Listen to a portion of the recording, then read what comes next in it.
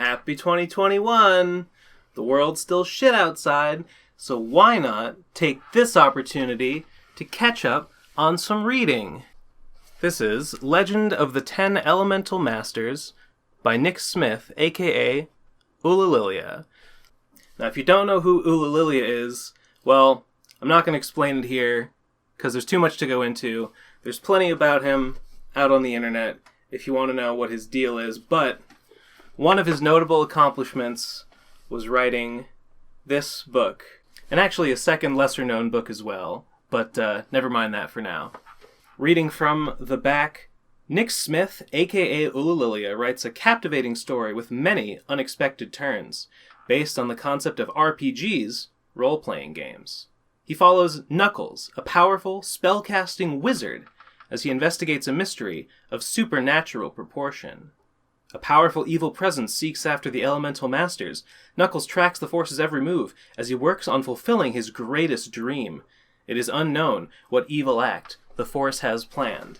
So the protagonist is Knuckles, and there's another space wizard called Speed.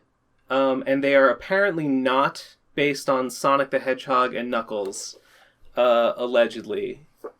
I mean, they're not blue and red, they're purple and green, so let's just dive right in, shall we? This is a fictional story. You will first be introduced to the primary protagonist, Knuckles, and dive into the story's first unusual events. Knuckles' real mission and his true power are soon revealed. He must not only solve the mystery as to what is going on in under 55 hours, but also make 3 ordinary humans become like him, overcoming many obstacles in his quest. Oh boy. Okay, so he combined the two formats, novel prose and stage play, into what you will soon see is a strange sort of, well, I don't know, you'll see. Act 1, Unexplained Events. Scene 1, The Jail Escape. May 27th, 1999, 4:07 p.m. UTC. 54 hours, 52 minutes remaining. Knuckles glides north, 1,500 feet above Lake Sakakawea at 800 miles per hour following Highway 83. A small thunderstorm is somewhat visible to the south. The sky is 3/8 scattered with cirrus clouds and 1/8 scattered with altostratus clouds. A 40-second pause in speech occurs while credits display on the screen. I'm not sure if the credits would just say Ulillillia, and that's it. Knuckles resembles a human, with differences. Knuckles is neither male nor female, though referred to as a he. 3/4-inch thick dark violet colored FFA000E0 fur covers his entire body. For details on the numerical colors in parentheses, see Appendix 5. So, he does this a lot. He will, when he mentions a color, he will give its precise hex code, and there's a grid on the back you can use to cross-reference those color hex codes. I probably won't read that every single time a color is mentioned, but believe me, it's basically every time he gives the numbers. He is only 25 1/3 inches tall, 4 inches wide, and 2.5 inches deep. It's like that deep.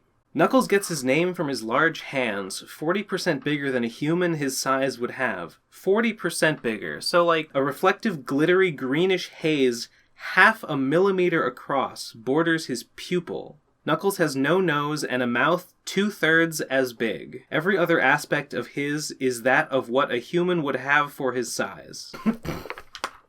So I guess he's just a really small man with purple fur and big hands, and he just looks like a human, but tiny, and his hands are kind of big, and his mouth is kind of small, but not that big or that small.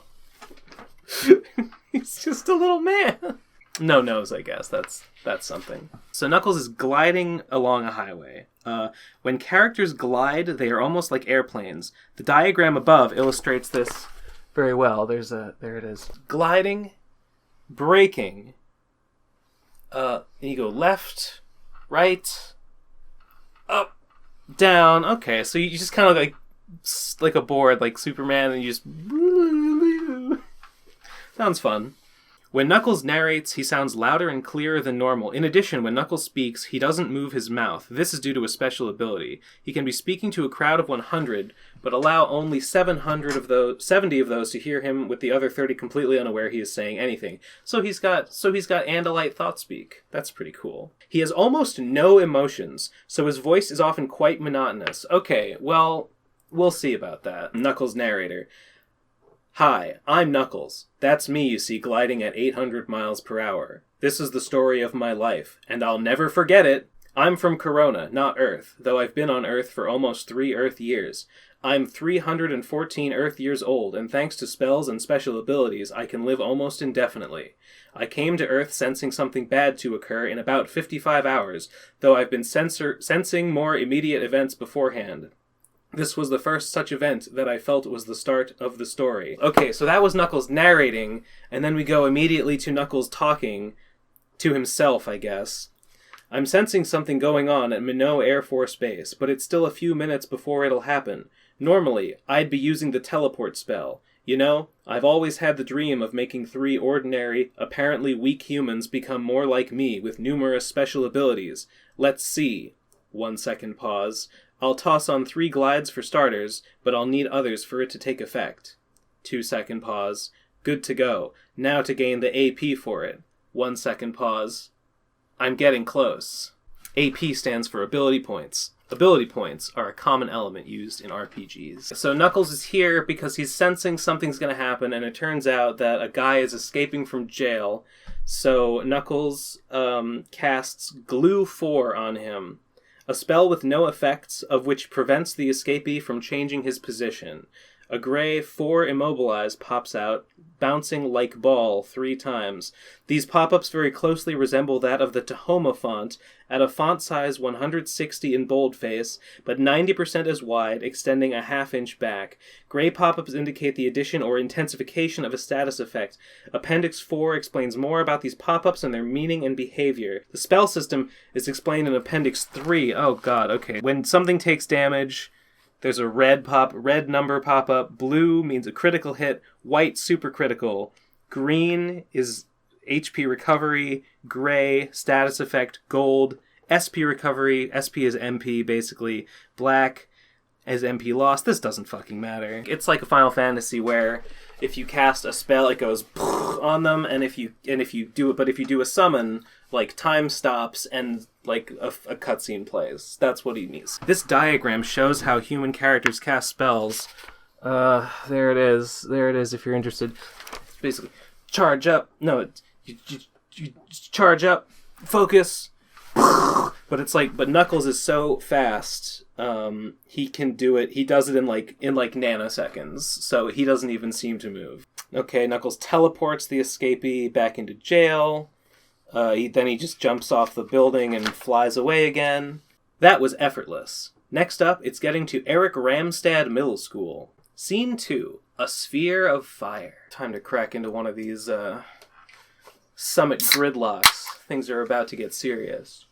Okay, so Knuckles the narrator says, I sure was surprised by what was going to happen next. A sphere of fire was going to show up. And then soon it does. Okay, so he goes to the school, and he sees a flyer, party in font size 144, tonight, 9 o'clock to midnight, bring $3, prizes awarded. Knuckles, a party? A cost of $3. With all the junk I've sold for the duplicate spell and freelance work, that's not a problem. But I'm sensing a problem with Ivan, though. 2 seems fine. We don't know who those are yet. I should mention that there are other editions of this book. This is not the newest edition, so some things might have been amended. So this is like the 7th edition, I think, and I think there were like 11 or something. I've had this book for years. You can see it's fucking dog-eared because I read it all the time. Okay, so we switch to Ivan. He's playing mat ball. He explains what mat ball is. I know what mat ball is. Ivan is a 14 2/3-year-old 8th grade student who is a sports enthusiast with above average muscle mass. He is a 152-pound Native American, 70 inches tall. He wears short, white, FFFFFFFF socks, old running shoes, an orange cotton t-shirt, a dark blue-violet elastic silk capris, long shorts extending 3 inches below the knee. The capris have holes 1/16 inch in diameter forming equilateral triangles spaced 1/4 inch apart to allow the skin to breathe. Ivan has bushy black FF000000 hair 2 inches from the head that is 5 inches long below the upper neck. I'm glad that I know how spaced apart the holes on his nylon capris are. Sorry, elastic silk. His pitcher rolls the ball, and someone kicks it, and Ivan catches it, and yay! They won Matt Ball. Ivan says, "That was a nice catch, though a bit fast." The scene changes to where 2 is packing up in Earth Science class. 8:13 p.m. UTC. 3:13 p.m. local. I will probably skip over a lot of these numbers that are they're just everywhere. 2 is a 15-year-old African-American 8th grade student who is a science whiz. She is 66 inches tall and 140 pounds, with below average muscle mass. She wears a V-neck t-shirt and shorts, both cotton and white. Her socks are of the average size. She has new but cheap tennis shoes. 2's black hair is curly and only an inch long. 2 gets her test back, and she got an A-. She got 186 out of 200, or 93%. So she's pretty smart. I gotta put my comfy socks on for this shit. So, scene switch to where Knuckles is. Now outside the history class where Ivan is, Knuckles waits outside the door, 5% opaque. So he's, almost invisible, but not. Waiting outside Ivan's classroom for something. Ivan finds a note. "See me outside as you leave. Knuckles." "Do you know who Knuckles is, as I got this strange note from him?" Attendance clerk. "Sorry, nothing comes up, and I'm not familiar with anyone here with that name. There's world-famous Knuckles, of which I saw looking out the door." Ivan. "Oh, well, thanks. Could be a prankster going at it. Excuse me, I got this note from, Knuckles. Do you know who that is?" No, I don't know anyone named Knuckles. There is that world-famous space alien, all-powerful wizard Knuckles, who I just saw. But, no, I can't help you. Sorry.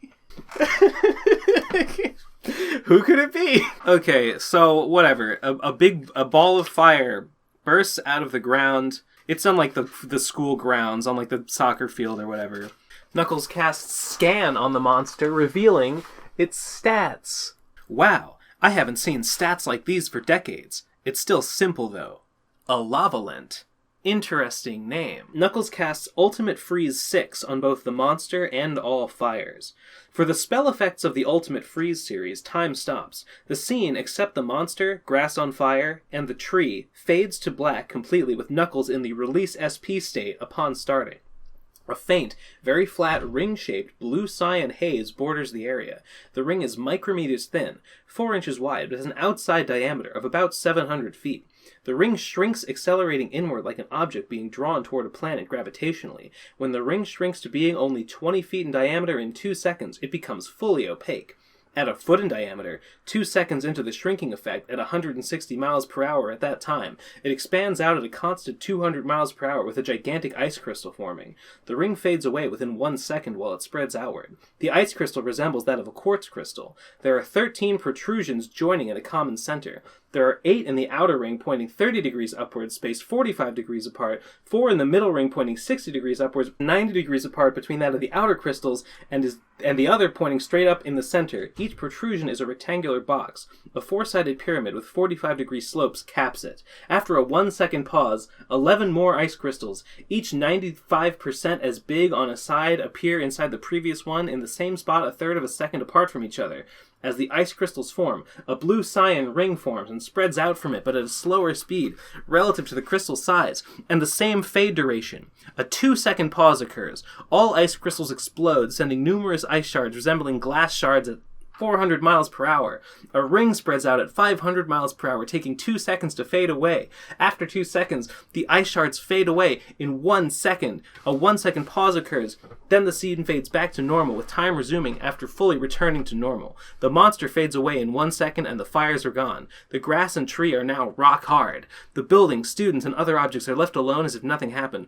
A red 942,029,864 pops out of the monster. A red 501,202,708 pops out of the tree, and a red 458,447,813 pops out where the monster appeared above the grass. All three appear at exactly the same time and have the same behavior. Knuckles casts Recall on the tree and the grass, returning them to normal.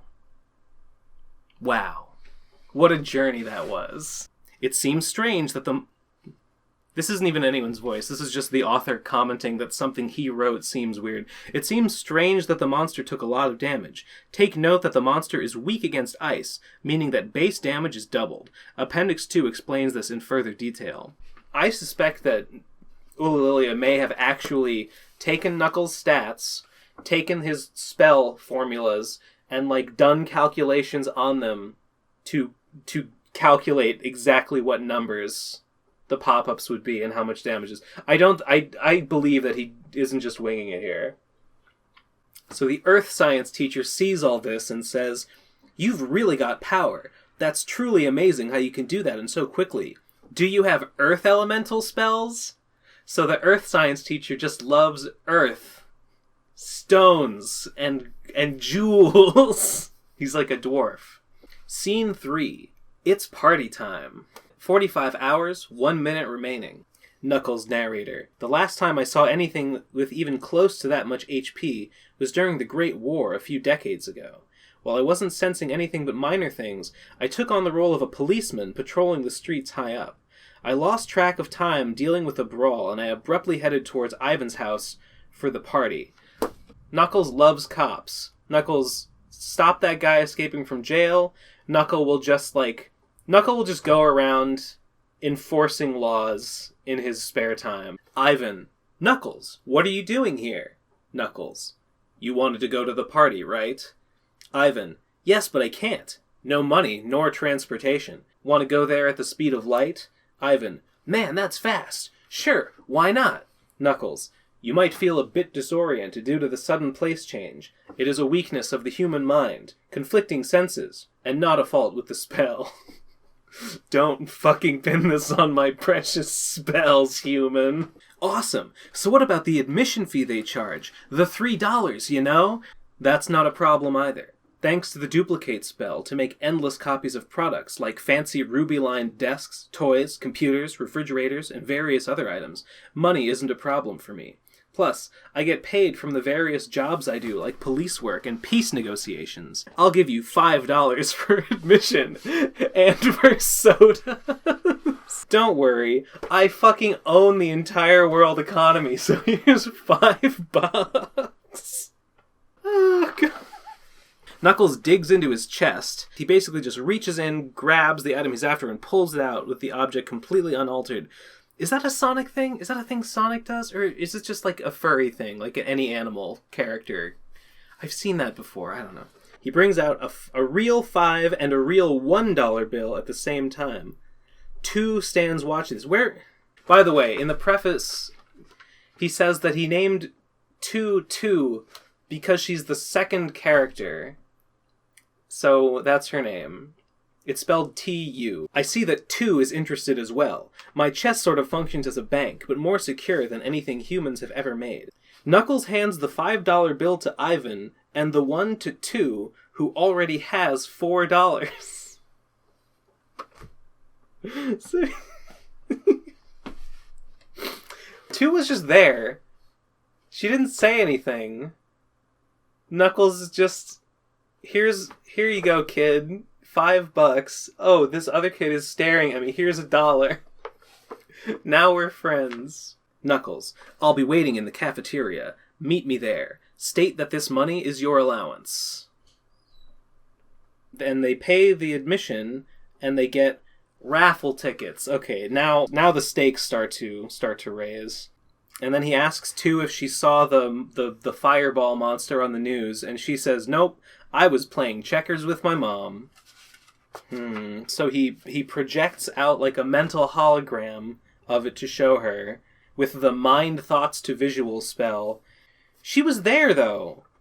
Wait, what? That happened, like, at school. Why would she have been playing checkers with her mom? Continuity error. Knuckles says he's getting a bad feeling about the ticket drawing for the raffle at the party. So he tells the kids that, hey, I can, like, manipulate space and time and probability, so you win whichever prize you want from the raffle. And they both say that they want to win free pizza, so he does that, and they both win tickets for free pizza. These free pizza tickets will become plot crucial very soon. So Knuckles teleports them all to his house, which is just a 20 by 12 foot concrete cube with no lights and 2 beds and a bench. Because Knuckles doesn't need light to see. He can just see in all light spectrums at once. But he generously casts a light spell to illuminate this fucking dark grave of a home that he lives in. The 2 beds are like, they have like custom bed sheets on them that are like designed to appeal to these 2 kids. Ivan's bed has like an aerial drone shot of Minot, North Dakota, and 2's has like a cartoon like chemistry beakers and stuff, and they're both just overjoyed at these fun bed sheets that he has prepared for them. They are well suited for you, using favorite designs. I don't need sleep. I'm immune to it. A special ability called Master Status Immunity provides it. Very helpful in battle. He didn't ask them if they wanted to come to his house. He just gave them $6, helped them win free pizza coupons, and then abducted them. And they're like, cool. He tells them he's been monitoring some waves because he senses some things are going to happen, and they're like, okay, time for bed. Act 2, Meeting the Villain. Scene 4, Strange Quakes. 34 hours, 38 minutes remaining. So he makes them breakfast, and he tells them he can create any food they can imagine. So they ask him for weird shit. I'll have a waffle in the shape of a VCR, though obviously flat and smaller than the size of one. So after breakfast, Knuckles teleports them to the Minot Airport waiting room, because whatever's going to happen is going to happen on the plane, so they can't teleport. They've got to be on the plane for whatever is going to happen. So the airport ticket seller says that it'll be $823.16 for the plane tickets. He takes out $825 in cash from his chest and tells the airline fucking ticket seller to keep the change. The $1.84. What a generous guy. Knuckles runs back with the tickets, and CNN resumes normal oh yeah, like, an ad for Knuckles came on TV saying, like, see any weird shit happening? Any fucking calamities gonna occur? Call Knuckles. Actually, don't call Knuckles, because he can just sense your will and will respond to you. He will just sense it and come help you, so no sweat. So why run an ad? What? Okay. Anyway, CNN comes on, and Jimmy Wilson, a male news reporter with short brown hair, a light blue, somewhat big t-shirt, and white shorts wearing sandals, is seen standing on a popular sandy beach near San Juan. Ivan says, "Look, CNN is on," mumbling, "So that's what it looks like." So Jimmy says, there's weird earthquakes, and no one knows what's causing them, but world-famous Knuckles said that something is going to happen, so something might be about to happen. And everyone in the airport looks at Knuckles like, oh, it's Knuckles. What's going to happen? And he's like, I don't know, but something's going to happen. They all know him. Like, everyone in the world knows who Knuckles is. But no one is like that surprised to see him. He's just a fixture of this society. Knuckles can't wait for people to board the plane, so every passenger he just teleports onto the plane, and they're like, but we need to put fuel in the plane, and he's like, no. Bam, there's fuel in the plane. Take off. Like, but it's hard to take off. Okay, bam, the plane is in the air, it's going. Just go. And I guess he had to do it faster. Like, this is like predestined to happen no matter what, but he just kind of had to nudge destiny, I guess, a little bit. So then in the air, the ground beneath them starts to like crack and crumble and break apart. And I'm not sure if this destroys the airport or not. I'm going to assume not. Because surely Knuckles would have done something to prevent that catastrophe. Scene 5. An unexplained flight. 34 hours, 15 minutes remaining. 3 seconds later, Knuckles views the ground at different parts of the electromagnetic spectrum for 2 seconds each, from the lowest end to the highest. Microwaves and X-rays show nothing. The ground in infrared is so bright that the engines appear ice cold. In ultraviolet, the air has a dim glow from the sun, which is not affected. The colored rim around Knuckles' eye allows him to see from short microwaves to soft X-rays. So I guess the ground and the air outside has gotten like super hot, and Knuckles casts some like heat resistance spells on the plane to protect the plane. Okay, and then out of the ground, another one of those fireballs like at school comes out, but this one is real huge. It's 30 feet in diameter, with a more intense heat wave effect, as if 2,400 degrees Fahrenheit. This thing is called the Master Lavalent. Master Lavalent, and it speaks. Master Lavalent, in a friendly tone, confused. Hi, I'm the Master Lavalent. Did you call me? Master Lavalent jerks, though Knuckles doesn't react to it, and then, in an evil tone, I'll take you out. Then the plane. Master Lavalent casts Plasma Ball 55. It does another time stop, big fire effect cutscene plays. I'm not going to read it this time. Long story short, it doesn't do any damage to Knuckles. Knuckles absorbs all the damage because he's invincible. And then Knuckles casts Ultimate Freeze. Mercifully, the text skips over explaining that whole scene again. It doesn't kill the Master Lavalent, though, so Knuckles casts Stop on it. And Knuckles is like, whoa, this guy's tough. So he scans him, and there are his stats. He's got even bigger stats than the other one, because he's bigger. Now Knuckles casts Ultimara 6 on the Master Lavalent, and that's like his big spell. I haven't had to use that spell since the Great War decades ago. Out of nowhere, an evil-sounding, low-pitched voice comes out of nowhere. Ha ha ha! You sneaky smart moron! I'll get you! Knuckles, hollering. Come out and fight! Or are you a chicken? Half-second pause, normal. It apparently left. Okay, so the ground turns back to normal. Everyone's saved. Knuckles, the plane down onto the ground, no problem.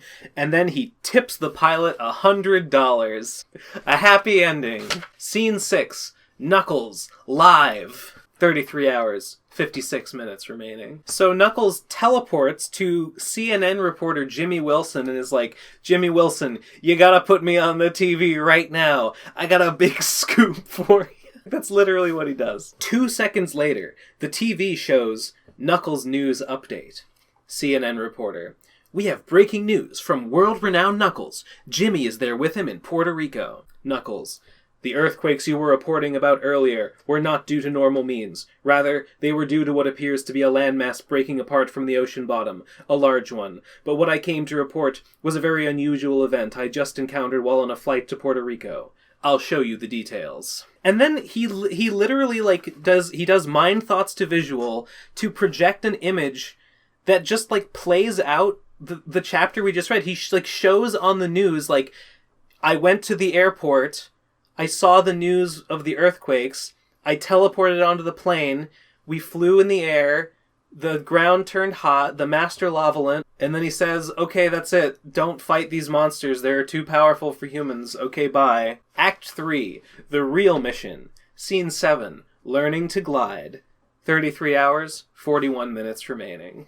Okay, so they teleport to Hawaii, and Knuckles just says, hey, want to gain the ability to glide? To Ivan and 2. he keeps abilities and spells in like these glass marbles in his chest. They're not like magic like spell stones, like they're just glass marbles that he just put abilities into for just such an occasion. I guess he could have done this at any time. He says it's been his lifelong dream to like give some kids some magic abilities. And he's only just getting around to it now, but he's prepared for it. So he gives them the marbles, and they go, and they touch them, and they get them. There's some sparkles, and then they get like, wow, you can fly, you can fly, you can fly, you can fly. And Ivan asks, so how do I glide? And Knuckles says, chill out already.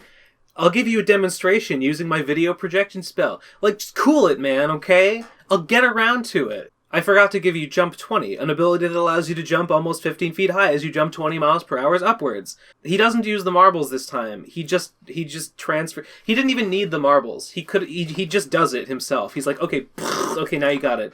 So he tells him, okay, just use this super jump and then, like, have your arms out straight in front of you. While in this position, assuming your level, you'll accelerate at a constant 5 miles per hour per second, but descend at a constant 1 1/3. This is the basic form. If you want to slow down, just spread out your arm like an airplane's wings. Okay, so he explains the straight, break, pitch, yaw, roll. And he shows them like a tutorial video of himself, like demonstrating the proper form of how it works.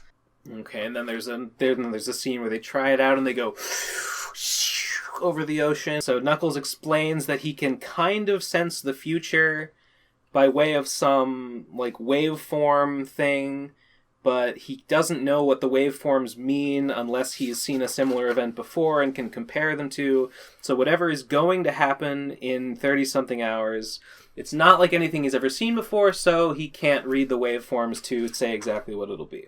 Ivan fucks around with Glide on like a diving board, and I guess he manages to get 57,000 feet in the air, which seems like he would die. I don't know. But Knuckles is like, wow, I didn't know you could do that with just those abilities. But then there's some rumbles, there's some earthquakes or whatever, and Knuckles is like, we gotta go. Knuckles casts Create. A square-shaped object 8 feet on a side and a foot high appears in the sand. The platform has light reddish-gray bricks, 8 by 3 by 3 inches. 3 4-foot-tall seats made only of right angles with armrests are a foot from the edges. So it's this thing from the cover. He makes this brick platform for the two of them to just sit on, and then he just like he's gonna like hover it and like voo it across the sea for high-speed travel. Are they going to Puerto Rico? Is this the Puerto Rico event, or was the other thing I don't know. They're going wherever Knuckles senses the plot is about to happen. Okay, so the ground caves in, like on the plane.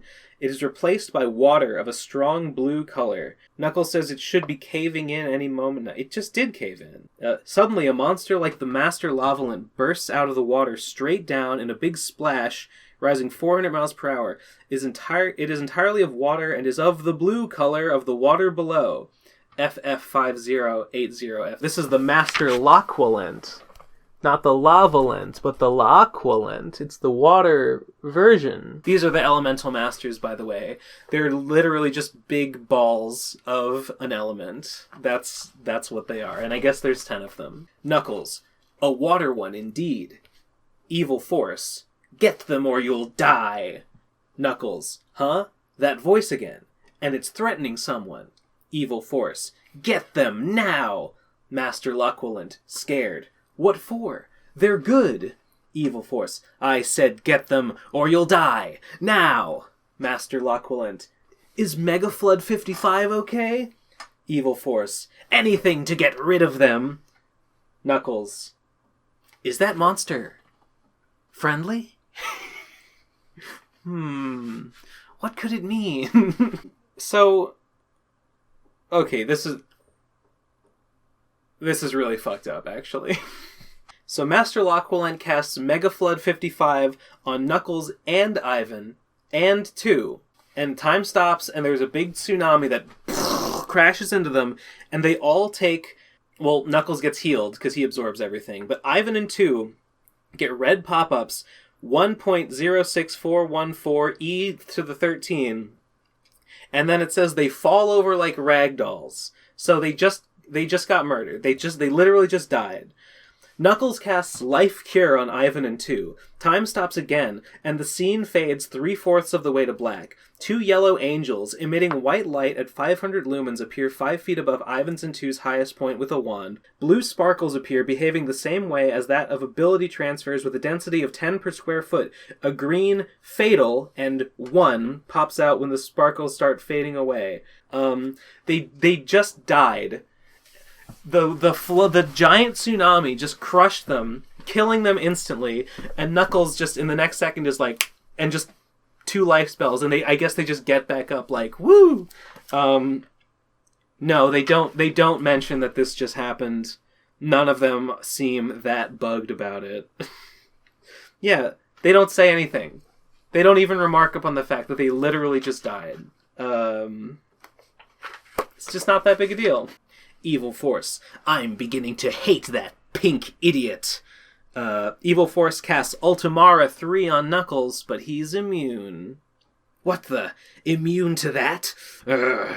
Try to find a way to get to me 1800 years into the future. Bye! Knuckles. 1800 years. That's way further than my original prediction 3 years ago. Okay, so this Master Lavalent is a good guy, obviously, and Knuckles is like, who's that evil force? And Master Lavalent's like, I don't know. So he wants to take him with Knuckles. He's gonna transfer this 30-foot diameter ball of water. He's gonna like him into his chest and hold him in like a special water zone inside of his zero space body. The Master Lavalent tries to reward Knuckles with some extra, like, with a boon. He tries to give him an extra experience plus ability, and Knuckles is like, nah, I got too many already. I'm maxed out. Don't worry about it. Scene 9. The Military Factory Rescue. 28 hours, 12 minutes remaining. So Knuckles decides, well, now we gotta go to Nevada to a military factory because something's going to happen there, I guess, because you got another waveform. Ugh. I guess the guards at this place are all possessed by something is possessing them and making them evil. What could it be? But Knuckles just, possession blocker, you're cured. Now let me in. And they say, okay, Knuckles, we trust you because you love the government and we couldn't stop you even if we wanted to, so have at it. So the evil force is here, and this time there are monsters called flamingos. Gorillas made out of blue fire. Not birds, as one might expect. Obviously Knuckles obliterates them without even a second thought. Some of the possessed guards throw grenades at Knuckles, and he casts stop on the grenades to just stop them exploding. That's how he doesn't do anything else. He just leaves them. So I guess eventually they'll just unstop and then they'll explode. But he won't. He's not worried about that. That's the future's problem. To the south past the guards is a large empty room. Tyler is to the south, chained up in a steel platform lowering an inch per second 2 feet above a pool of molten aluminum. What? Tyler is a 27-year-old Caucasian male, 73 inches tall, with an Eastern European accent. He is 170 pounds with average muscle mass, above average for his legs. He's generally dressed for desert travel. He wears a light blue cotton long-sleeve denim sleeve shirt, denim jeans of a standard blue color, leather sandals, standard height, white FFFFFFF cotton socks, and lightweight clothing. He has blonde, spiky hair, 2 inches long. Molten aluminum? He's in like a fucking James Bond trap. They're gonna fucking melt him in a fucking vat of molten metal. That's fucked up. Why? Knuckles casts Fire Shield 88 on Tyler. He casts Delete on the chains bounding him. The platform suddenly falls, taking Tyler with it. Teleport follows and Tyler appears with the team. The platform splashes in the pool of molten aluminum, spraying it all over. Tyler is not affected by the illume during the teleport spell's effects. Okay, so yeah, Tyler's saved. Whoever he is. Alright, all the guards are unpossessed. Knuckles casts Teleport. The team, including Tyler, appear at a beach in an open area near Australia's Great Barrier Reef. A few law enforcement officers are scattered around patrolling the area. That must be a relief to our fucking cop-loving protagonist, Knuckles. Knuckles, what are you doing, Tyler? Tyler, how did you know my name? Wait, how did you know my name? How you know my name? Hey, I know my name! I'm world-renowned Knuckles, the spell-casting alien. I can sense anyone's name with ease. I was just trying to get the rocks in the desert for a report I was doing, and then all of a sudden, I was placed in that strange hot area, chained up. I'm going wherever my sensibility tells me the danger lurks. Woohoo! More travel, and more adventures. Yeehaw! Can I join you? Act 4, Monster Mayhem. Scene 10, Monster Outbreak. 26 hours, 1 minute remaining. Okay, so even though Knuckles says some crazy shit's gonna happen, Ivan wants to join the triathlon, and he's like, Knuckles, you should join too. And Knuckles is like, nah, I'm banned from all races because of my, wizardry. Yeah, that sounds about right. I have a strong feeling they'll consider it under my influence cheating. I'm banned from all races. I'm only banned because no human can approach my top running speed of 846 miles per hour, let alone just 40 miles per hour, and that's without speed pluses or the hasten spell, which puts this over 10,000. At that speed, I can run a 26-mile marathon in 9 or 110 seconds instead of 4 hours. Tyler asks him, "You're amazing." "You're amazing. What about car racing?" Knuckles says, "I'm too small to drive cars, and I still can't." It's his one weakness.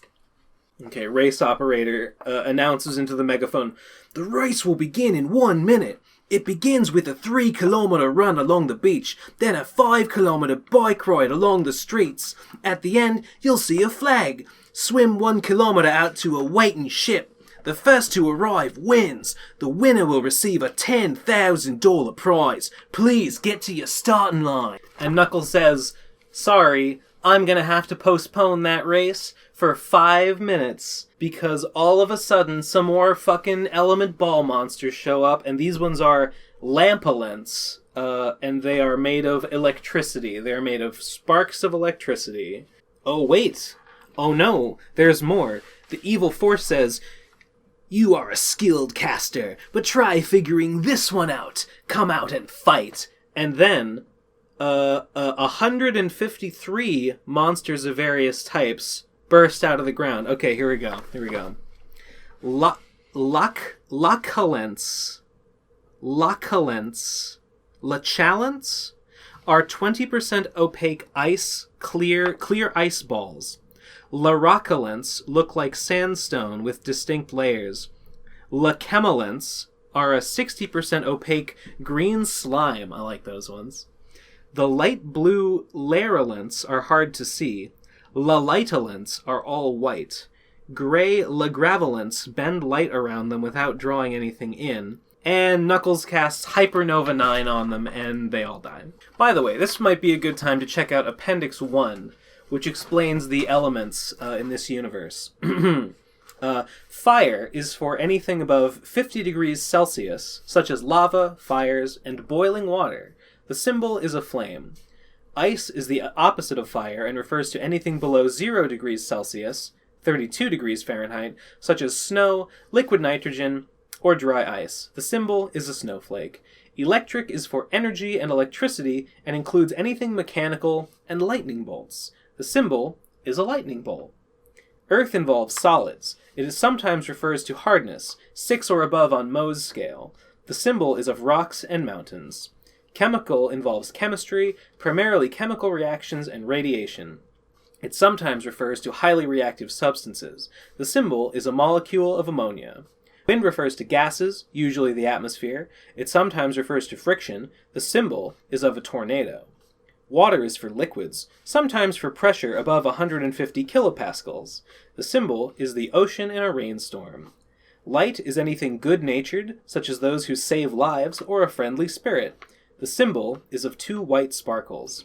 Gravity is for force. The symbol is of an arrow pointing to a large object from a small one. Makes sense.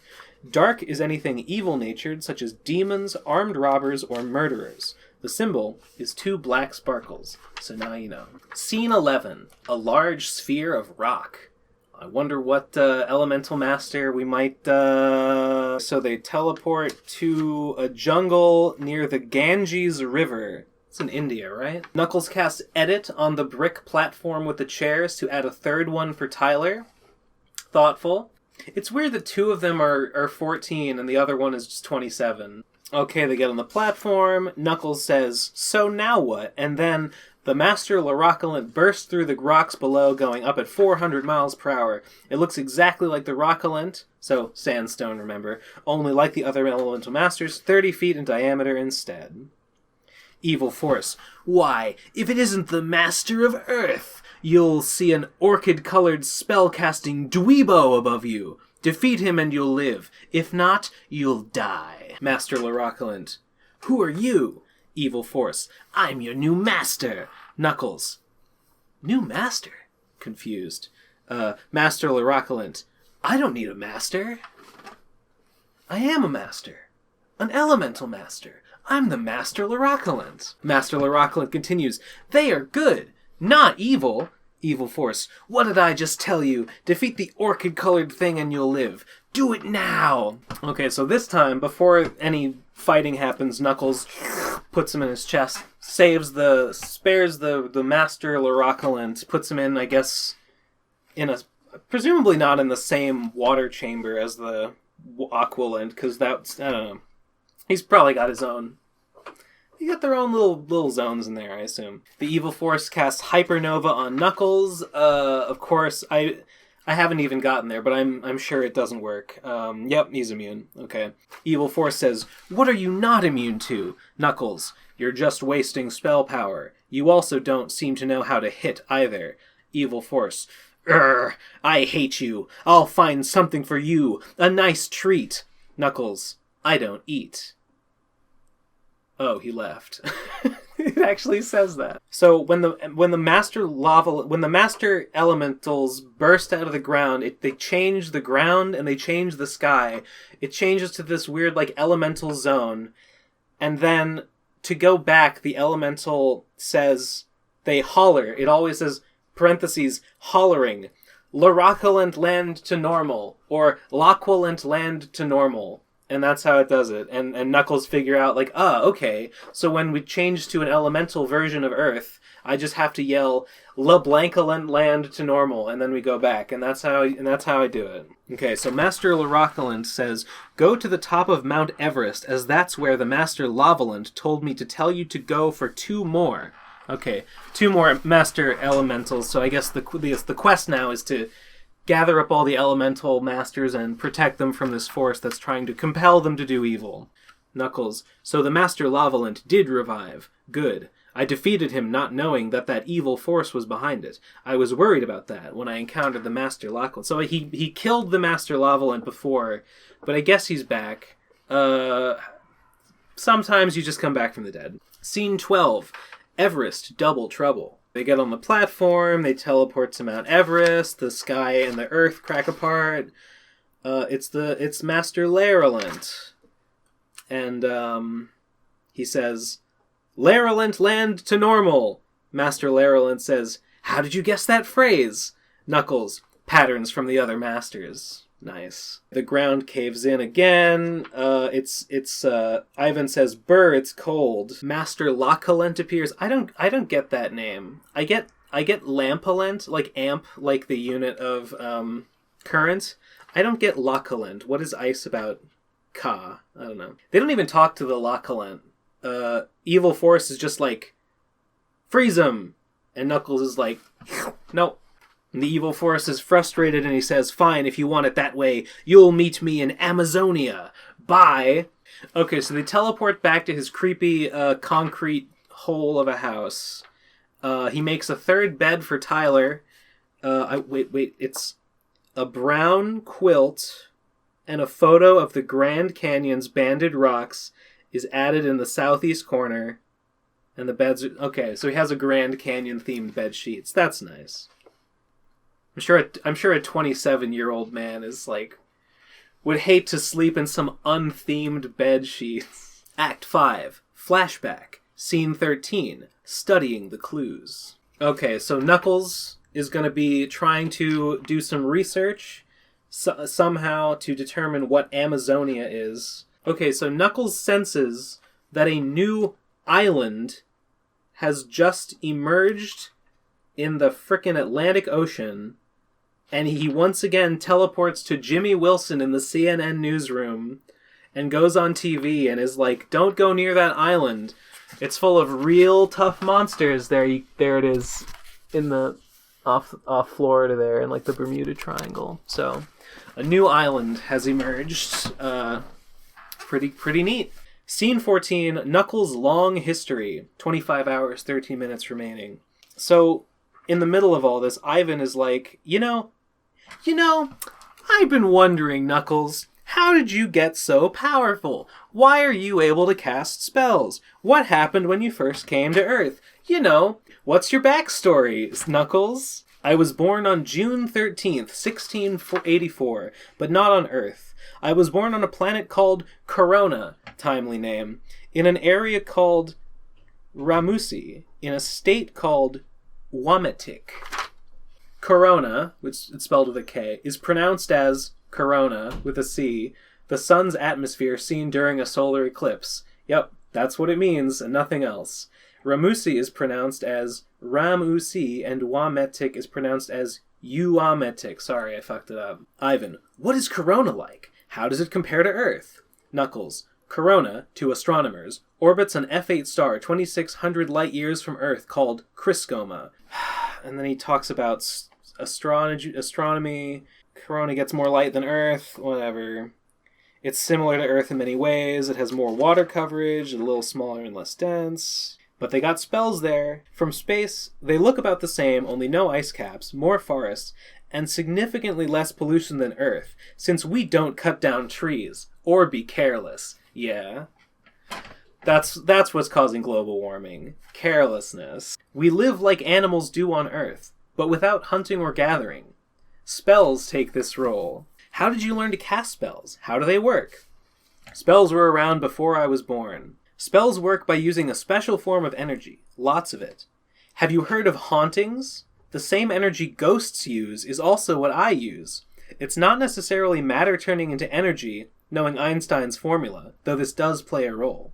Spells use one form of what scientists call dark energy. But how do they work? Spells involve shock waves. I find this stuff pretty interesting, so I'm just going to read it without commentary. You learned about constructive interference, where two sounds meeting crest to crest amplify each other. Spells use the same thing. By themselves, they don't do much, but when they combine, the effects are very extreme. The frequencies control the spell itself, such as flare, fire, or ultimara, and the amplitude controls the intensity, the spell level. Spells modify matter. The first law of thermodynamics doesn't allow for creating matter. First is the basic spell, while Flare is the upgrade, followed by Firestorm and Plasma Ball. I don't know what lies beyond Plasma Ball, though, if anything. Upgrading the series improves efficiency and attacking power. That's interesting! What happened while you were on Corona? What's this war you keep mentioning? Here we go. Here's the big history paragraph. For several years after I was born, all was peaceful.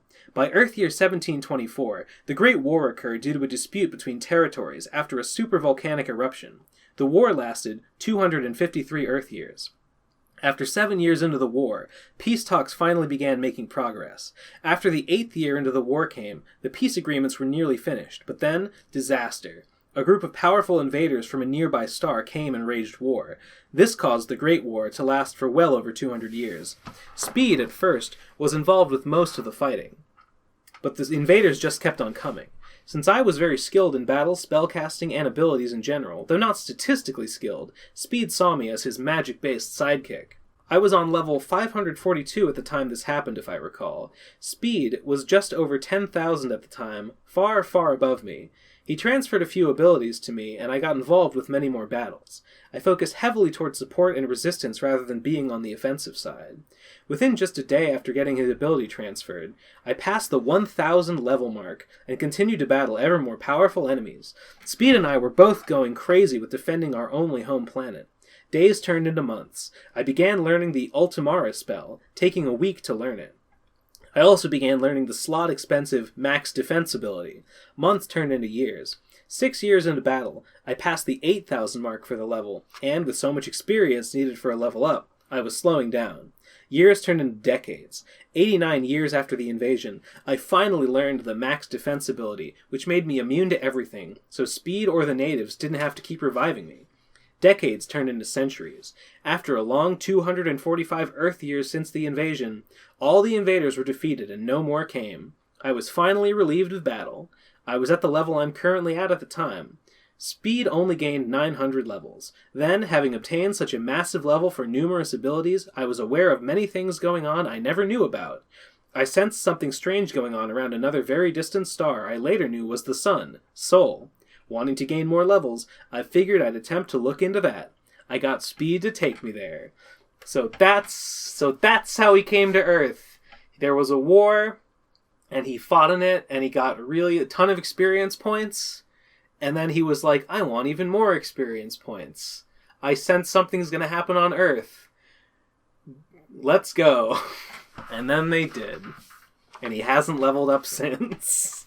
Man, that is one long war you had. Alien invasion. Could I get powerful like you?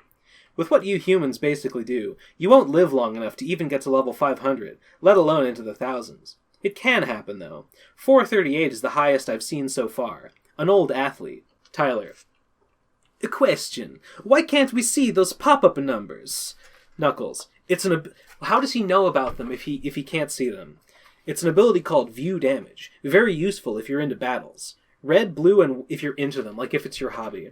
Red, blue, and white numbers are for HP damage. Green for restoration. Gray for stat... Okay, so this is just what it says in the appendix that explains how the pop-up works, and there's like a page where he explains it. What were things like when you first came to Earth? When I first came to Earth on my 312th birthday of all things, what a coincidence, I landed in what was now wheat fields in southern Kansas. There was an empty 2-lane roadway nearby, a country road. At first, when I checked my radar, of which I always did when entering new areas, just in case... This is boring. This is blah, blah, blah, blah. 2. Question. What is this radar? How does it work? I detect auras, energy stored within living things, and I can tell with extreme precision if they are good or evil by the color of their dot. A yellow dot means neutral, neither good nor evil. A fade from yellow to red and then to black is more evil. The evil force is practically the darkest black. From yellow fading to green, then white, is more good. The scale is log... Oh my god, blah, blah, blah, blah. They ask him what is his IQ. He basically says, I max out every IQ test. They can't... It's immeasurable. He talks about how TV looks shitty to him because his eyes are so good that his sees at much higher resolution, so he sees the individual pixels and it looks all blocky. How did you get money like you had at that party? How did you get the $6 that you paid for us to get into the party, Knuckles? Where'd you get the $6? I studied how the economy system works on Earth, which is slightly different from Corona. Since laws forbid duplicating money, creating and duplicating items was the next best method. My first sale was a ruby-lined desk that I sold for $50 when it would have gone for $500,000. Since the create and duplicate spells take a lot of spell power, I stopped after a month, already a multi-millionaire in every country. I'm still trying to recover the spell power used from that. Freelance police and military jobs provided extra, as you saw at the race earlier, taking care of the riot. He's a riot cop. So he just can make anything of any value he wants and sell it. He just has infinite wealth generation power. And he gave them $6 and he tipped that pilot $100. How come you're so well known on TV? What got CNN into breaking into their normal broadcasting at any time for you to make I don't know. Maybe it's because he's an all-powerful wizard who can sense the future. Ivan. You sure have an interesting past and set of skills. Tyler. I agree. Act 6. Answers revealed. 1 hour, 42 minutes remaining. Oh, wow. We're getting there. So there's a time-lapse of them playing Uno and Parcheesi. And pinball. Oh, wow. Nice. They serve breakfast, play some more pinball. Ivan and 2 read books. They build a clone of the Eiffel Tower out of Legos. They just hang out in Knuckles' house for like 20 hours. Just doing shit. Playing fucking Uno. Alright, Knuckles keeps studying the waveforms. Tyler plays a wild card and has a green 4 left in his hand. Green, Uno, 2. Uh-oh, quick, change the color. Okay, so Knuckles is detecting a sensing barrier that is blocking him from seeing something on the island. The new one that just rose in the Bermuda Triangle. Wait, no, it's not on the island. They teleport to a place in a rainforest quite far from the Amazon River. So no, they're just in the Amazon. They're not on the island. There's a big magic barrier that Knuckles can't break through, even though he punches it with the force of 10 megatons of TNT. And then a mysterious voice cries out, "Knuckles! Enter the doorway! This is not a trap!" And I guess a doorway appears in the magic sparkle dome. Oh, but the evil force is here too. "Oh, so you found my home now. Good job. Now for a teleport barrier, so you're stuck here." Knuckles, "Not you again." Mysterious voice, "Get out of here, Seth. This is not for you." Knuckles, "Seth? That's its name? Apparently it's not a trap, because he told me." Mysterious voice, "Please enter, Knuckles, but not you, Seth." Seth, "Why? I've got a plan that'll take you out for good." Knuckles asks again, "Are you sure this is not a trap?" And the mysterious voice says, "This is not a trap." "Seth, I told you to stay out of here. Now get." Seth, "But why can they get in?" Mysterious voice, "You've been permanently kicked out. Now go." Seth, "Fine. I'll go get the very things I want before that short nooses can stop me. I'll then take my plan to the next level and take you on for good. Ha ha ha!" And then he leaves, because he can't come in, even though it's not a trap. So they enter the door in this magic dome, and inside the dome they see that it encloses a giant, futuristic city. There are white cylindrical teleporters that you can teleport around in. Steve, a handsome 170 pound, 74-inch tall Caucasian male with average muscle mass, stands in front. His red shirt and blue shorts, both glittery and made of silk, stick out. He has brown hair, 3 inches long, coming to a point at his front right tip. Steve does not wear shoes or socks. A silver badge, like what policemen wear, is on his shirt's left side. It has a large 2 identifying rank and a half-size Steve on it. Steve says, "I'm Steve, second in command of Amazonia." Whew! Gridlock number 2.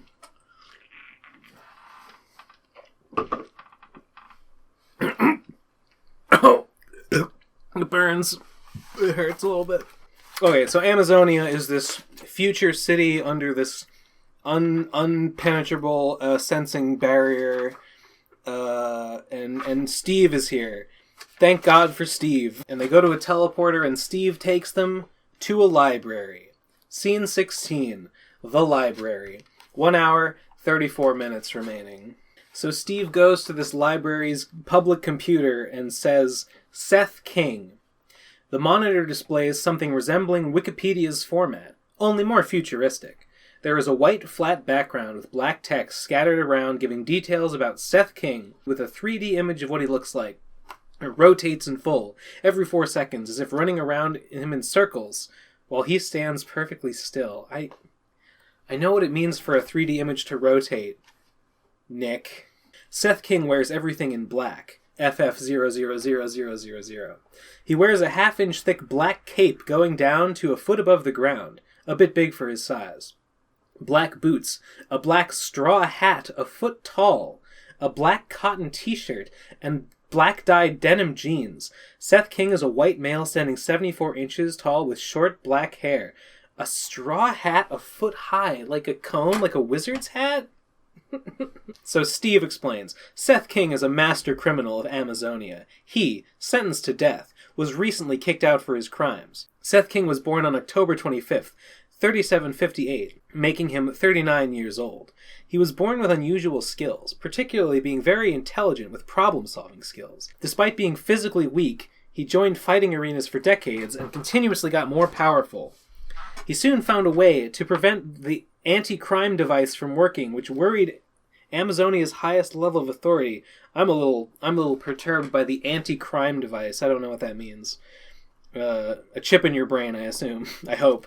By age 35, both his immunity to the anti-crime device and his high power gained in the fighting arenas were used for criminal acts. In addition to property damage, he created a dragon-like monster that was thankfully captured before it caused further destruction. He also committed several murders and created a very devastating computer virus that took 5 days to recover from. Damn. Murders too, though. 2 days ago, Seth was forced out of Amazonia and a special barrier was erected to prevent him from entering, but we don't know how long it'll last before he finds a weak point. Amazingly, 99.94% of all residents in Amazonia voted to sentence him to death.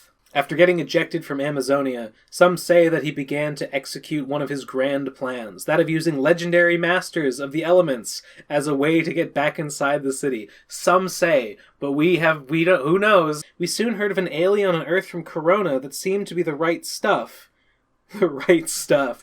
But he was around May 29th, 1999. The city agreed to go to that time and wait for Knuckles, but attempted to hide from Seth as much as possible. So Knuckles shares with the Amazonia computer all the data he gained from all the full scan spells he's been casting, enhancing their archives. Is very nice of him. Okay, Steve continues. The legend of the 10 elemental masters was... Hey, that's the title of the book! Was first discovered in ancient Mesopotamia in a very well-hidden underground cavern in 2739. Scientists took 23 years to decode the messages inscribed throughout the tomb, and after a half of a year reading into the messages, it was discovered that special elemental masters existed in a version of Earth entirely of their element. Okay, so Ivan wants to know what kind of sports they have in Amazonia. Tyler wants to go exploring, and 2 wants to do science. So which brings us to scene 17. Fun time. Okay, so Knuckles decides to fight in the arena just for fucking giggles, I guess. Ivan wants to play volleyball, but in like a fucking holodeck that is placed on like a moving platform that like simulates that they're like flying in the air and like has varying levels of gravity. 2 and Tyler go like underwater sightseeing and looking at some like bubble dome cities. Pretty neat, I guess. Knuckles fights a bunch of snakes and just kills them. Oh, he fights a bear too. Yeah, he fights a bear. And they're like, damn, this guy's strong. Could he fight the super dragon? No way he could beat the super dragon. I'm gonna bet that he probably beats the Super Dragon. Tyler and 2 go and look at a theme park. I don't think they do anything. They're just looking at it like, wow, a theme park in an underwater dome city. What a world. And they go to like a haunted house and they walk on water. And I don't know why. Knuckles kills a shark. Everyone is like, wow, he did it. He killed the shark. Knuckles revives another gladiator who gets killed by an earthworm. Okay, the dragon actually takes a couple of spells, but then he dies, and the announcers are like, how did he kill the dragon?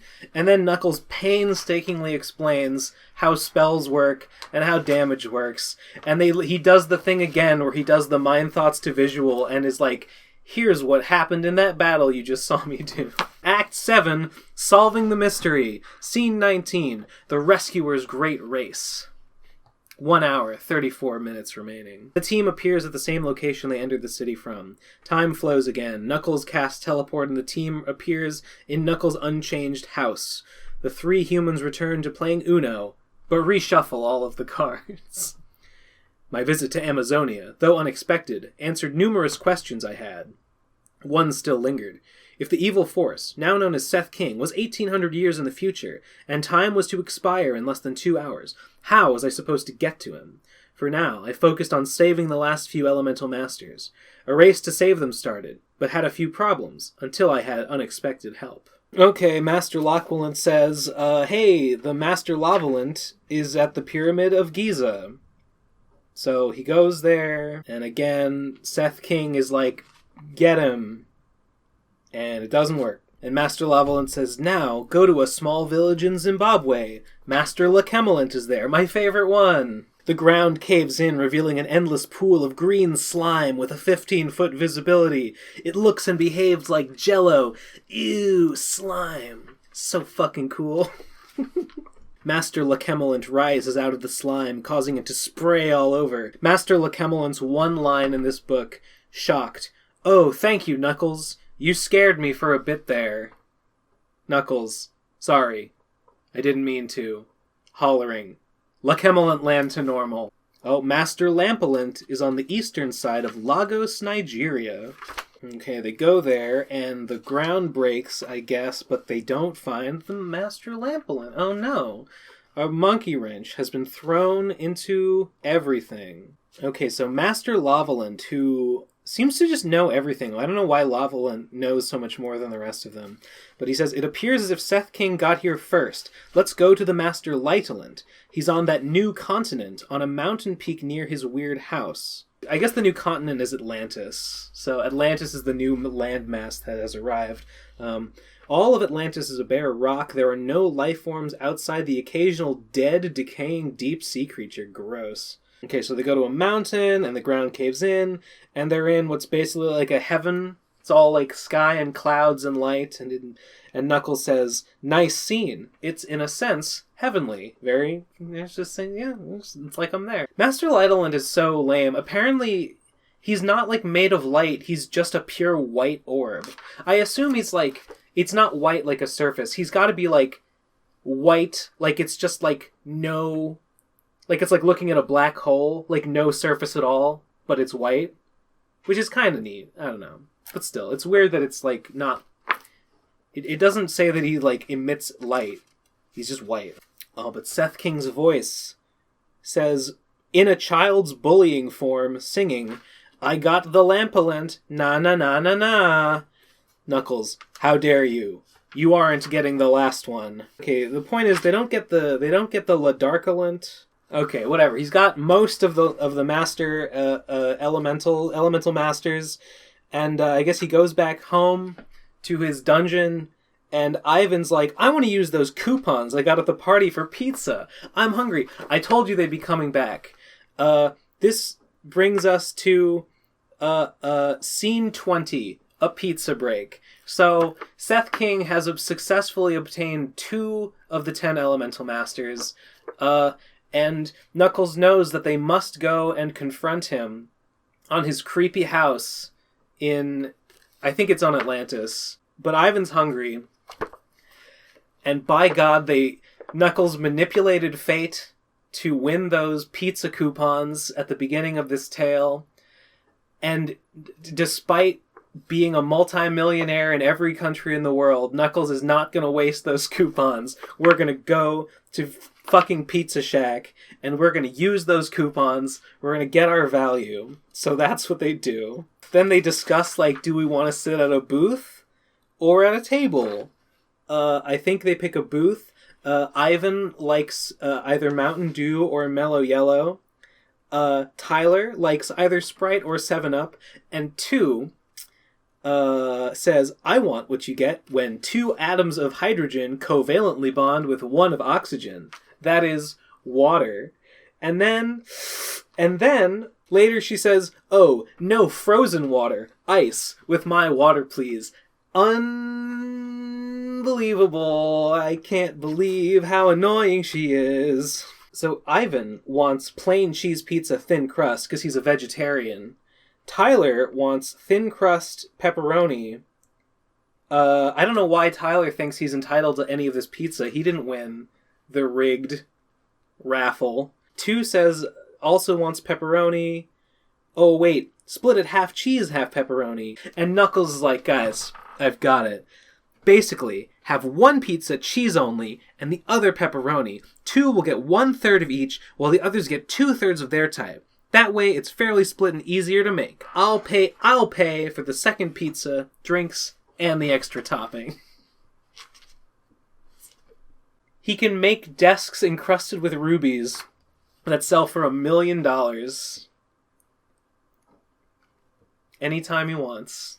Suddenly out of nowhere, Ivan spots a large pile of random cars stacked in the ditch. Why is Seth King doing that? I don't know, but it's probably to grab my attention. He's just stacking cars in the parking lot to fuck with Knuckles.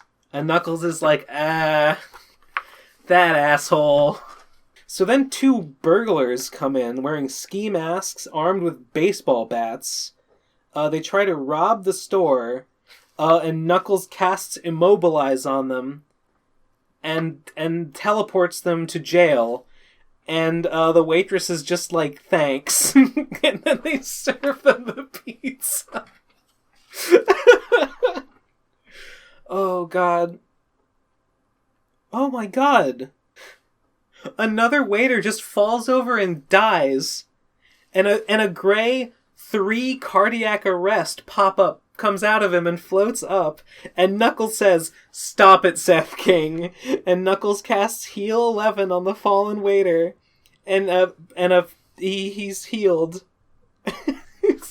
Seth King is giving people heart attacks from the future. Seth King, Knuckles, you aren't going to fool me, Seth King. Seth King, that does it. I'll add a trap you'll just love to be in. 3, actually. Goodbye forever. Ha ha. Knuckles, well, he left. Waiter, presumably the one that just had a heart attack. What was that all about? Knuckles, he is just some highly advanced criminal from the distant future wrecking the present named Seth King that I'm about to get. He's causing a lot of mayhem, but always underestimates me. Waiter, sounds scary, but good thing you were around. And then 50 minutes later, the pizzas arrive.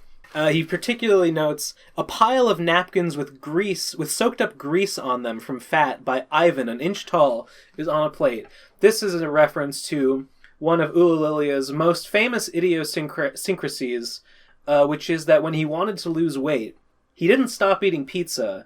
He just started degreasing his pizza, which is he would just soak the fat off with a napkin, but eat the pizza anyway. And supposedly it worked. So I guess Ivan also degreases his pizza. And I mean, he's in pretty good shape. Okay, so they've had their free pizza, and Knuckles says, "I'm now going off to eradicate that stubborn Seth King once and for all." Knuckles casts Teleport, and the team appears inside his house, now dark. Knuckles casts Lighten, and the house lights up, in the center of the ceiling like before. A 4-second pause occurs, and Speed appears in front of Knuckles. This is Knuckles' friend from Corona, who is, like, more powerful than Knuckles. Knuckles is like this guy's sidekick. Speed revolves around Speed, hence his name. He resembles Knuckles, only with green fur, an inch thick. He is just 23 inches tall, has normal-sized hands for his size, has the haze around the pupil, uses the selective speech ability, and can put things in his chest like Knuckles. When Speed moves, he instantly appears at his intended location, unless noted. Knuckles is like emotionless, like, I am Knuckles. I have no emotion. I am a creature of logic. I imagine Speed is like a more straightforwardly heroic character, like, what is it, Knuckles? I'm about to enter the battle with Seth King, who seems to be a very powerful foe. I'll need your assistance. Okay then, let's get a move on. Scene 21. The Death House. 12 minutes remaining. Knuckles casts Teleport and the team appears 15 feet outside the wooden shack's east side seen earlier. With everyone set to go, it was time to get to Seth King. I still had the problem of figuring out how to get him, but the strange house on Atlantis was the only clue I had. So Ivan is like, hey, Knuckles, how come those humans in Amazonia could cast spells? I don't know why he waited this long to ask. And Knuckles says, you have to get certain abilities to do it. Humans don't have them yet. But let's get through this house, and then I'll give you some spells. Then you can have some magic, whatever. Why not just do it now? It takes no time. Seth King, welcome to my home, uninvited guests. Oh, I see you have a new one. Let the games begin. Seth King, I wish I'd been reading him like that this whole time. Like fop, more of a fop, with his fucking foot-tall black straw hat. Seth King casts Blind, then Ice 4 on Speed a half-second apart. A red mist pops out instead of spell effects. A sneaky one, apparently. Come out, my servants, and show these morons what you've got. Suddenly, an egg-shaped monster with 5 arms, 3 legs, and a rounded hill for a head made out of the liquid rises out in 5 seconds 10 feet southwest of the team. It is 8 feet tall. A half second later, it becomes a fireball resembling a meteor, punching a hole in the southwest corner at 4 miles a second. This is Speed's Speed Busher attack. So Speed is a physical attacker, and basically he punches things so hard that they become like meteors due to like friction with the atmosphere. And that's like his signature move. The demon casts Dark Beam 27 on the entire team? What? A demon? The 7-foot area of the north wall has facial and arm indentations extending inward 3 feet as if someone was lying down on them. So there's like a demon like pushing through the wall. Like in Stranger Things? Pushing on the wall, right? Yeah. Okay, so again, fucking spell effects play. This dark beam of dark energy obliterates all of them. Ivan, 2, and Tyler are all murdered. Knuckles is just like, life cure again. They're back. They're fine. No problem. No biggie. Knuckles casts Moonblast 86 on the demon and more spell effects, and it's... Tyler. What is this all about, anyway? Seth King. You must like traps if you wanted to come here. You have no idea what you got yourself into. Knuckles. I've known ever since we first came to Atlantis. Seth King. If you're so smart, figure this one out. The eastern wall closes in at a foot per second. A very large, jagged hole instantly appears a half second later, big enough to allow the team through safely without touching it. It becomes a fireball and digs a cylindrical-shaped hole in the wall, 11 feet behind. A red numbers pops out of the hole's center. The walls continue moving until they completely close, then return to the original position after a 2-second pause. Knuckles. The crushing wall trap won't affect me or Speed. Speed. Plus, I can easily get out of the way. You're such a simple enemy that you're not much worth the effort. Seth King. I think you'll love my beautiful castle I made. You'll meet me there, if you can make it out alive. Okay, Speed explains that he doesn't have the master immunity ability that Knuckles has that makes him literally immune to everything, but instead he has stats so high that it is like... It's not theoretically impossible, but it's like statistically impossible that any attack could like hurt him or hit him because of his high evasion. So that's his deal. Okay, there's a quicksand trap. Ivan's like, help, I'm sinking. I'm sure how are they gonna get out of that one? There's like a door that has all these stone slabs that just keep slamming down, and you punch one out of the way and the other come down, but Speed just keeps punching them, and eventually there's no more slabs. Imagine thinking that your fucking house full of, like, stone door traps is gonna stop the omniscient space wizards. I don't know. I feel like even Seth King himself could just, like... Because he's got magic. He can cast fucking Hypernova. He can cast Hypernova that could just blow his own entire house into stardust. So why doesn't he think that Knuckles and Speed can do the same? Doesn't make any sense, if you ask me. In an echo of what the Lavalent tried to give Knuckles the experience booster, Lavalent says, I just realized I forgot to give you the Hyper Leviburst ability when you rescued me. And Speed's like, nah, don't worry about it. I can just travel at the speed of light all the time. No problem. So it doesn't matter. Okay, but he gives it to the humans, which is nice. It's basically like a super jump, like you squat down for a second and charge up and then you go... So that's cool. Wish I could do that. Okay, Act 8, the finale. Scene 22, finding the enemy. The humans walk through the liquid to the entrance. I guess there was some liquid in this. It was some... I don't know. Is it magic time liquid? Or maybe just some quicksand. I don't know.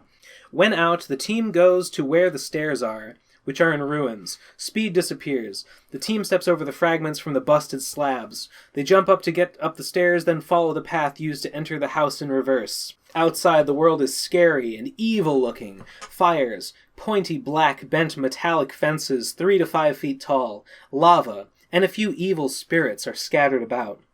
The sky is black, but the stars and moon are not visible. The clouds, 1/2 scattered cumulus humulus, and 3/8 scattered altostratus glow an eerie red-orange at 50 lumens as if made of embers. A very severe lightning storm with 6 big strikes per second is visible just over the black ocean. The wind is calm. Knuckles, narrator. That was a strange shack, but that was only for starters. I now knew I was in Seth King's realm, but it looked very scary and evil, the stuff of the worst nightmares. It's like Halloween Town. So 2 asks, why is everything so dark and evil feeling? I think I can see why everything is evil and eerie looking. Remember how I went around saving the elemental masters? Remember the plot of the book? Okay, so this is the future. They went through the house and it brought them to the future, I guess. And this is the future in which Seth King has claimed control of the elementals of dark and electricity, and that's why the world is dark and evil, but also has a thunderstorm. So this is like bad future. This is like Samurai Jack Aku 1 future for Seth King. Seth King's castle is on Mount Olympus in Greece. Okay, so they get to Mount Olympus, and there's a big castle, and Tyler says, wow, it reminds me of a medieval castle. And Ivan says, it reminds me of history class. I don't like history class, but I know a medieval castle when I see one. And now I think it's kind of cool, actually. Nice. Educational material. Okay, so it's a big black evil castle with a big, like, red carpet going into it. It's real evil looking. There's, like, evil flowers. There's a yellow, scary-looking flower in a vase on a nightstand, and it's spiky and evil looking. Okay, I love this. Speed is like, okay guys, don't worry, I'm actually so fast that in like the instant that you weren't paying attention, I've already gone through the entire castle and disarmed all the traps, so I beat the dungeon already before you guys even went in, so don't worry about it. It's fine. So let's go.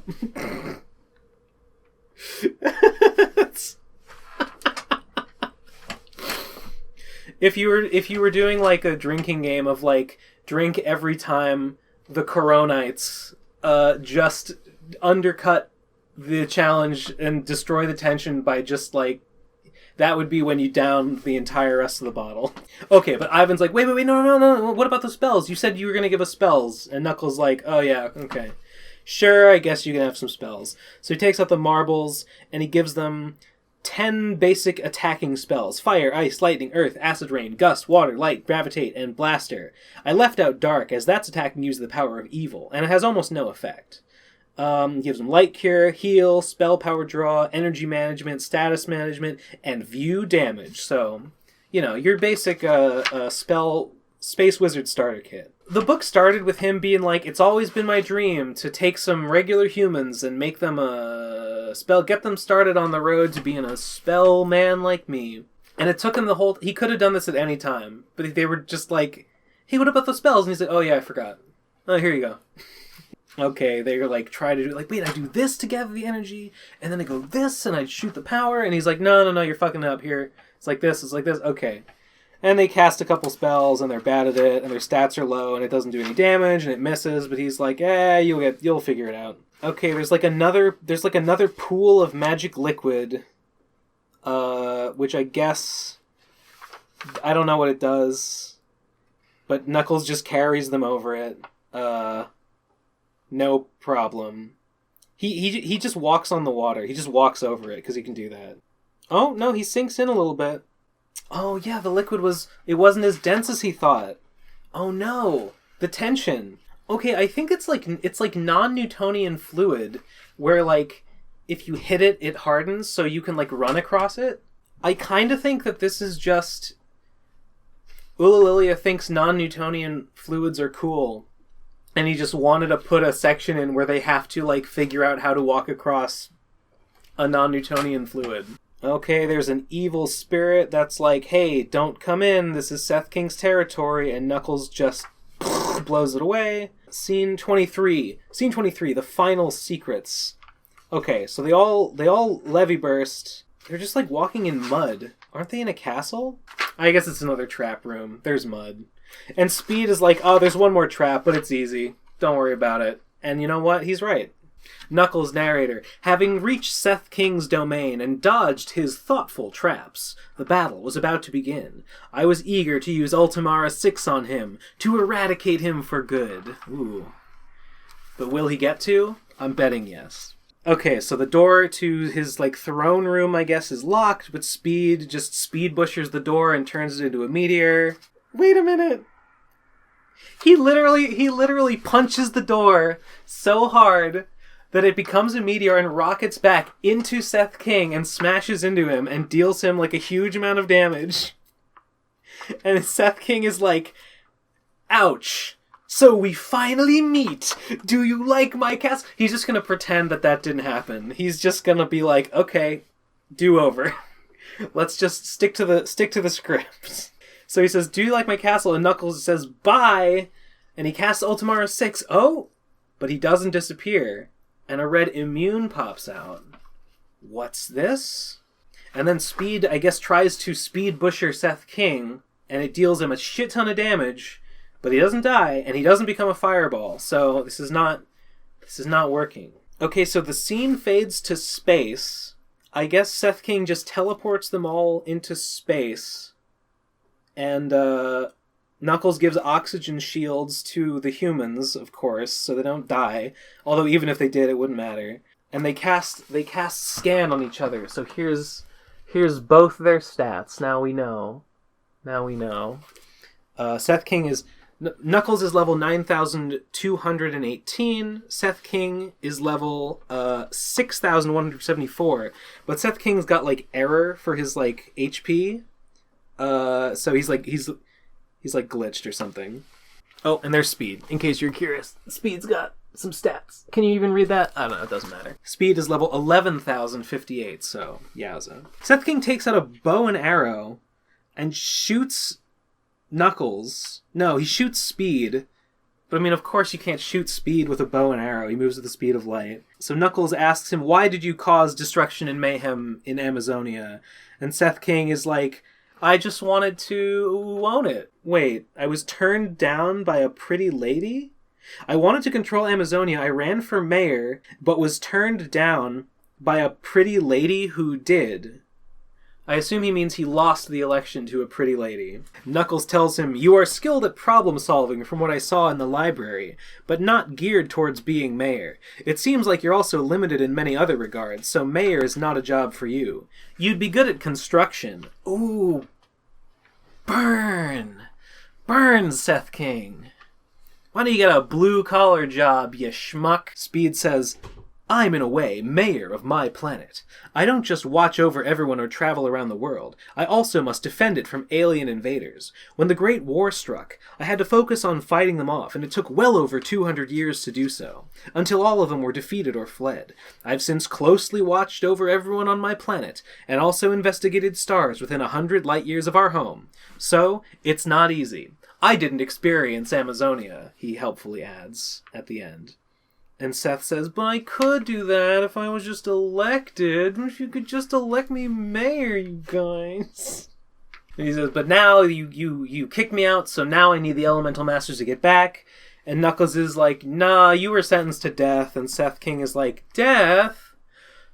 But why? Knuckles says, I don't know. But law says it. And I'm basically a space cop, so I'm gonna do it. Okay, Knuckles says, give me back the Elemental Masters, and Seth's like, no, and he's like, well, okay, guess we're gonna fight. So Knuckles casts Meteor Storm 91. There's a cutscene where some meteors hit. He takes a shit ton of damage, but he doesn't die. Speed casts Meteor Storm 105, and again, he takes a shit ton of damage, he doesn't die. Now they finally notice the error message on his HP stat, and they're like, what's that about? And Knuckles is like, I don't know, but his stat sheet says that he's weak to light, so maybe we should hit him with light. And Speed casts light and a red 5.21077 E2.18069E09. I don't even know what that means. So they're all shocked by the weird notation of the number, which I guess means that the exponent is also raised to an exponent, so that's pretty big. So Knuckles is like, light is the opposite of dark, and he is dark elemental, so, okay. The thing with, like, the error message in the HP stat is one thing. That's a little bit like, oh, we haven't seen that before. But literally the solution that Knuckles comes up with is the same as any other enemy, which is he's weak to light, hit him with light spells, and then it won't matter.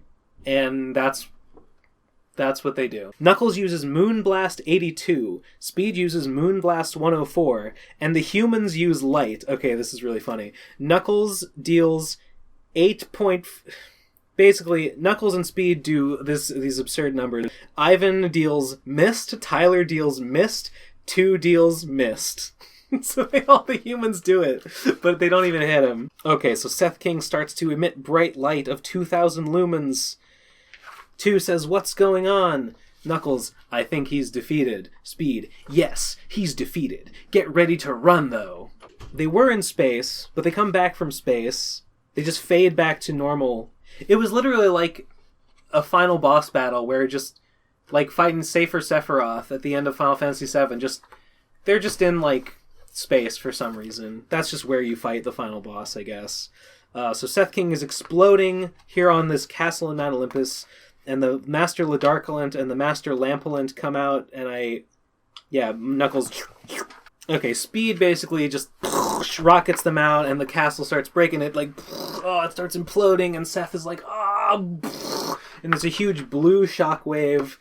So I guess Mount Olympus is just blown up, which is pretty funny. Okay, upon coming to a complete stop, the darkness and evil slowly disappear as another shockwave-like case occurs. The evil world is replaced by a natural, bright, colorful world without anything man-made like plains and cities. Life, except the team, is also absent. The visibility is 100 miles and the air is pollution-free. Speed, what a pretty sight, he says.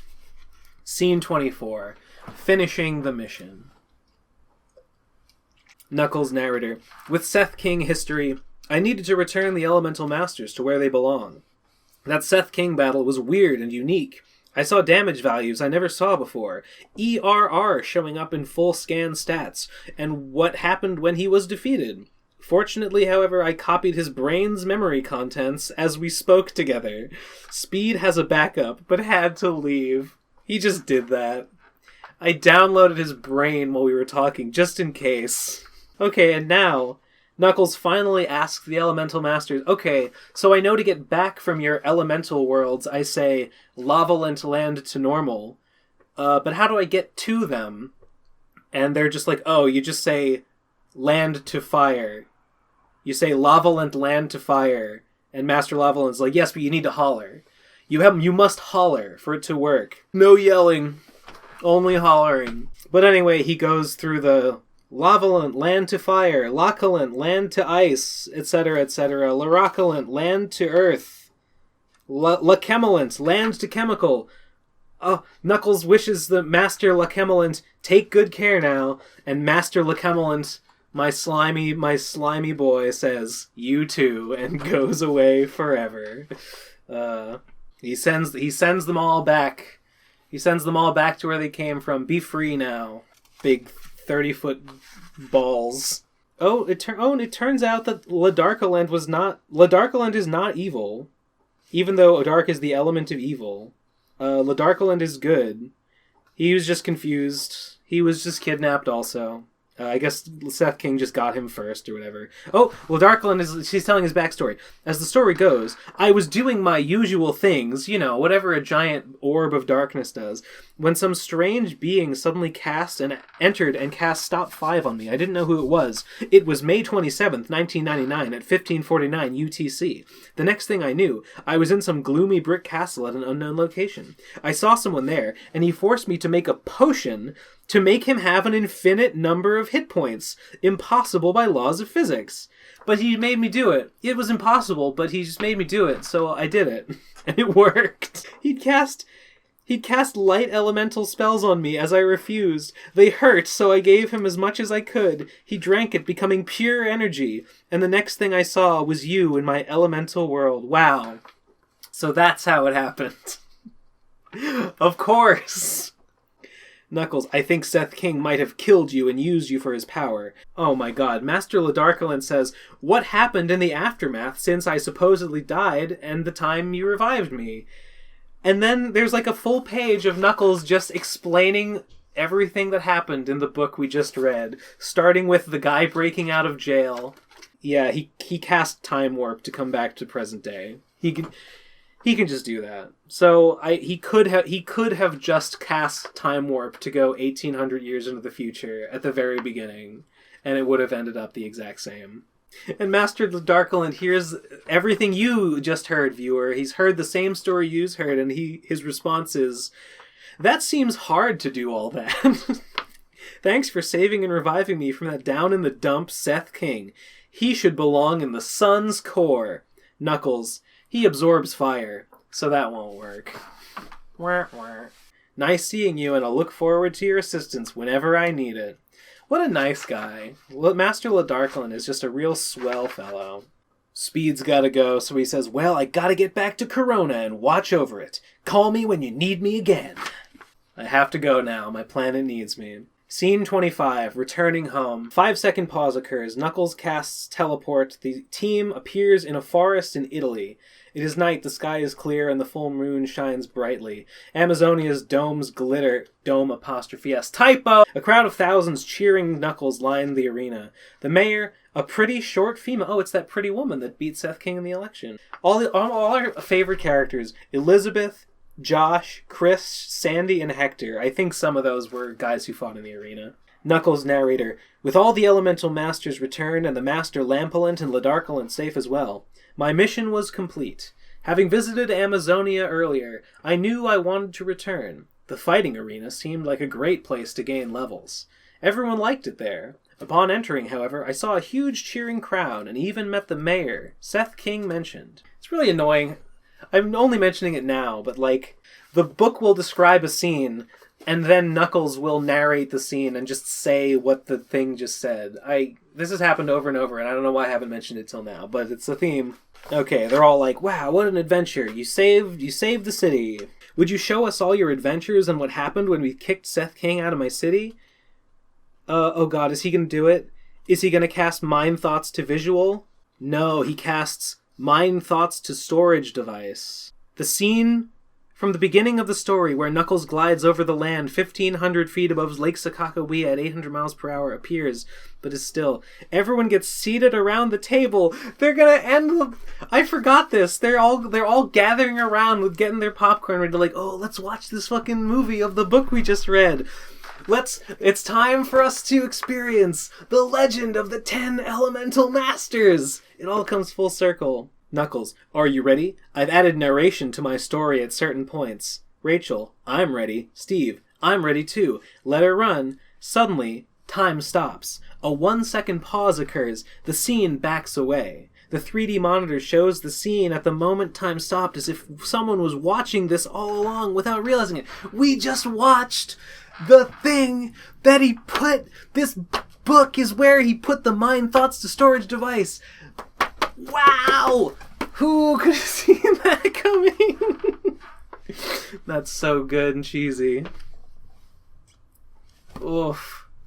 The room is unchanged. Ivan, Steve, Josh, Chris, and Sandy are eating buttered popcorn out of a large 4-gallon bag. Steve, that's it? Great story. Josh, yeah, really. Chris, I'm very surprised to hear about your history and talents. Mayor Rachel bequeaths him a 500 by 500 meter secret zone house space. She's bequeathing him a little plot of land. Wait, Janet blew up? Wait, did Seth King blow up Janet?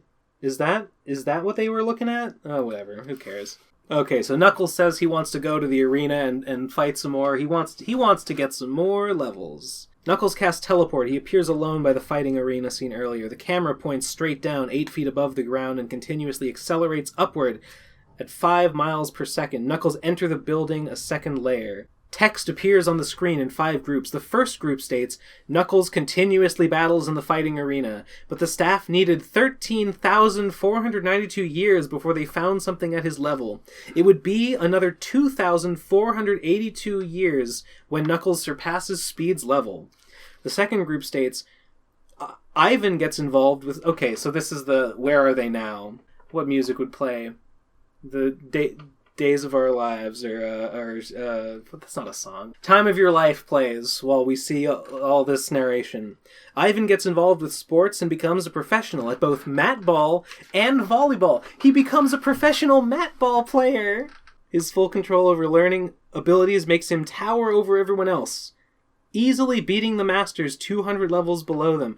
So I guess they just live in Amazonia now. I guess these kids just left their families behind. Fuck it.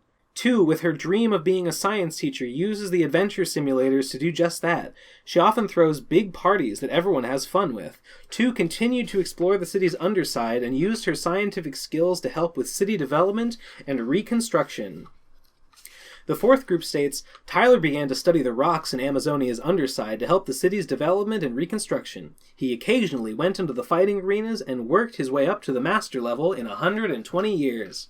The fifth and final group states, Speed just kept guard on his planet. Another invasion occurs 3 years later, but this one was simple and the invaders made peace without any fighting. The boot of Italy is easily seen. Wait, Italy?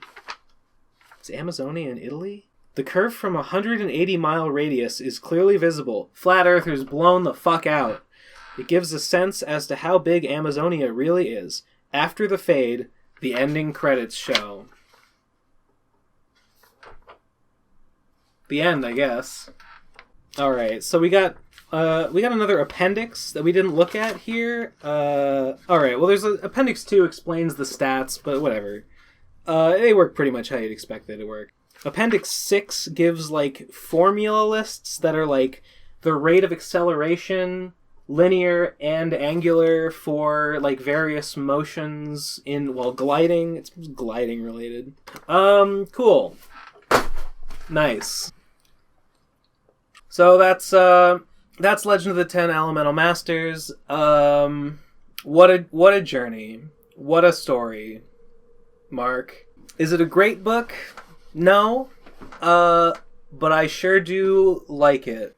I mean, there's nothing else like it. And I've never seen a story be so dedicated to undercutting its own possible dramatic tension by assuring you over and over again that the main character is way more powerful than anything he's gonna face in the book, and, like, whatever it is, it's preemptively solved. He starts the book off more powerful than everything else in the world, and it lets you know that over and over again, and it's always true. It's very funny. And I mean, just look at it.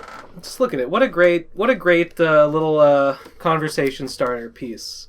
If you don't have a copy, I've had this one for years, and I think it's been well worth the, like, I don't know, like $19 or whatever. I'll put a link if you want to pick up a copy down below. If you want to support the author, because I think Ulillillia deserves to make $1 million off this thing. Anyway, thanks for joining me for Legend of the 10 Elemental Masters. Hope you found it amusing and edifying. Ulillillia's seminal work. Anyway, if you enjoyed this video, like, subscribe, leave me a comment, let me know what you thought. And if you want to support me, if you want to be in the video credits, patreon.com/bensaint.